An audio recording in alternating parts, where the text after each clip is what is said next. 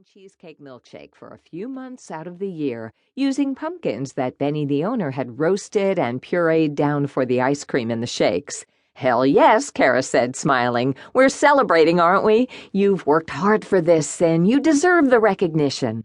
We clinked the frosty cups together. I sucked on the straw until the shake finally came through, and then savored the creamy, sweet flavors that danced on my taste buds. It tasted like pure autumn and everything we had to look forward to.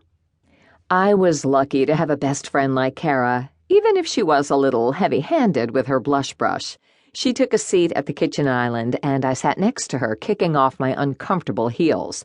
Now, I want to hear how it went, she said, taking a noisy slurp from the shake. Every last detail. I told her about Joe and Laurel nearly coming to blows for no good reason, about Joe throwing pie filling at the class, and about how Joe had called Laurel a snake in the grass. Her eyes grew wide at the part about Joe throwing pie. No way, she said. I nodded. Yes way, it really happened, and a whole room full of ladies witnessed it. Kara smirked and shook her head silently. Those two are too much, she said. I can't believe they did that in front of everybody in the middle of your class. Doesn't it seem like the wives of our elected representatives should handle themselves a little better in public? I know, I said after a long pull on the milkshake. The smooth ice cream was the best cure there was for the unusual 90-degree heat wave we'd been in. This little incident is going to be the talk at everyone's dinner table tonight. They should know better in a town this size. I paused and shook my head. You should have seen the way the reporter was taking notes when they were throwing insults and pie at each other. It was the most interested he looked the whole class.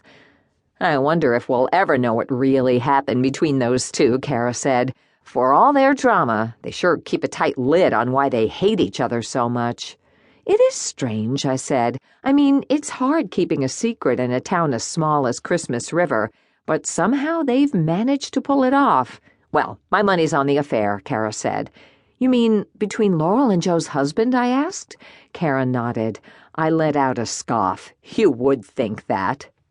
For as long as I'd known Kara, which had been for most of my life, she'd always loved a tale of romantic intrigue and forbidden lust.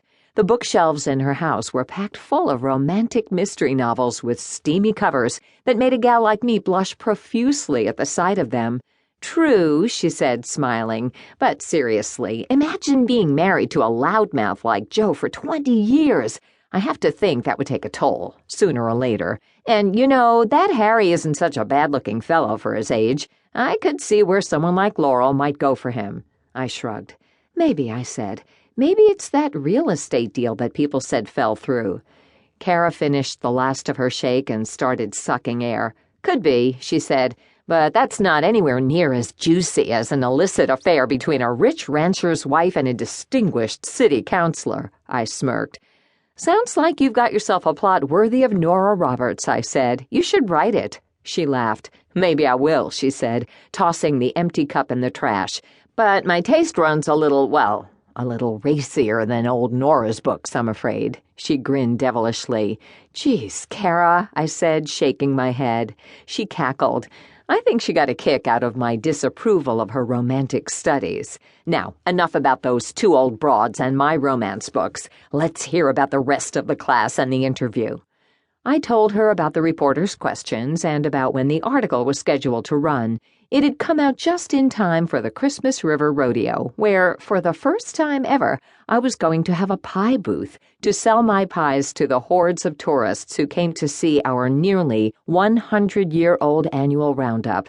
I gotta admit, though, I'm a little nervous about the article, I said. I hope I sounded as good as I thought I did.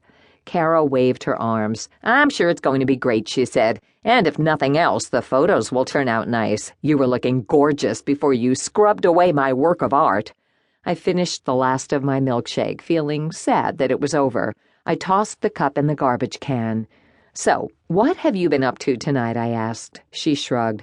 Same old, she said. John's still at the office. So I've just been crafting at the shop most of the evening. Then I went out to Redmond for the shakes. She sighed loudly. So nothing too exciting, I'm afraid. I raised my eyebrows.